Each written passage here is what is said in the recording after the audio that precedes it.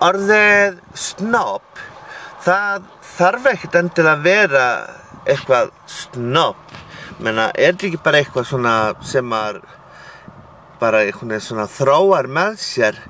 Menna, ég til dæmis örugglega snobbaður, en ég veit það samt ekki. Ég hef bara svona ákveðnar skoðanir og mér finnst voðalega gaman af design og öllu svona fatahönnun og bara allt sambandið arkitektin og allt þetta. Menna, orðið snobb held ég að sé bara frá litla manninum sem